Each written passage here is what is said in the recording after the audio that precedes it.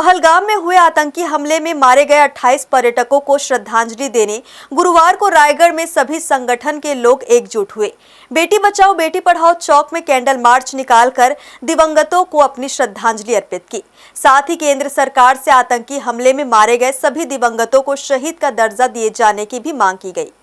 जम्मू कश्मीर के पहलगाम में हुए आतंकियों द्वारा 28 पर्यटकों पर किए गए हमले के बाद पूरा देश उबल सा गया है।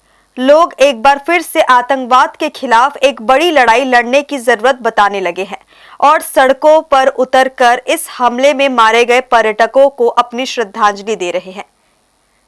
इसी कड़ी में गुरुवार को रायगढ़ में भी लायंस क्लब प्राइड के बैनर तले सभी संगठनों के लोग पहलगाम आतंकी हमले में मारे गए पर्यटकों को श्रद्धांजलि देने बेटी बचाओ बेटी पढ़ाओ चौक में एकजुट हुए और वहां एक मौन सभा आयोजित कर दिवंगतों को श्रद्धांजलि दी। दिवंगतों के आत्मा की शांति के लिए कैंडल भी जलाए गए।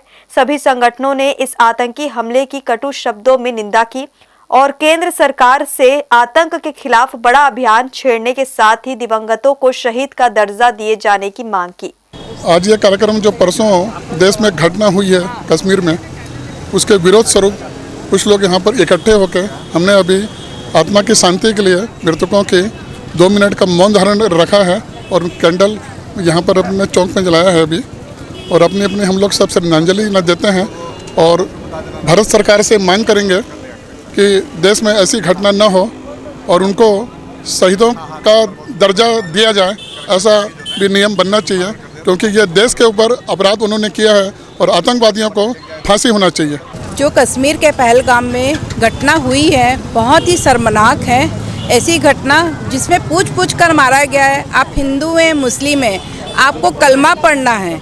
ये क्या है? ये हम हिंदुस्तान में हैं या पाकिस्तान में हैं? बताइए। कलमा हम अगर अभी पढ़ने लगे, हमें किसी धर्म से जाति से कोई विरोध नहीं है, हमें आतंकवाद से विरोध है क्योंकि आतंकवाद ही है कि जड़ें जो हैं हमारे भारत देश में पसर रही है। इसका हम विरोध करते हैं, पुरजोर विरोध करते हैं और हमारे जो भाई गुजरे हैं उन्हें शहीद का दर्जा देने की हम सबसे गुजारिश करते हैं। और ये इतनी शर्मनाक घटना है कि हम सबको मिलकर साथ खड़े होकर आज हिंदुस्तान में एक पुरजोर आवाज़ उठानी चाहिए कि लोग इस तरह की घटना करने में बहुत घबराएं। हमें उन लोगों को, आतंकवादियों को, उनकी नस नस में ये बात भरनी होगी कि हम हिंदू एक हैं और हमें तोड़ने की कोशिश करेंगे आप तो हम आप लोगों को तोड़ के रख देंगे। और हमारा परिचय ये है कि हम हिंदुस्तानी हैं। हम किसी भी संस्था से जुड़े हों, किसी भी रूप में हों, पर हम सबसे पहले हिंदुस्तानी हैं। और हिंदू पर जो अत्याचार हुआ है, जो घिनौना कृत्य हुआ है, उसके हम पुरजोर विरोध से उसके घिनौना काम के लिए विरोध करते हैं।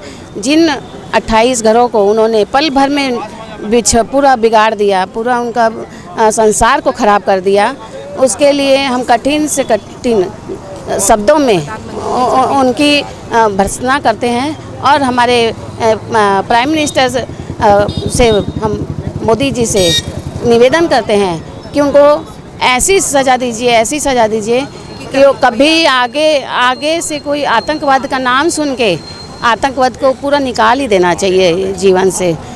हर्ष न्यूज़ के लिए राहुल अधिकारी की रिपोर्ट।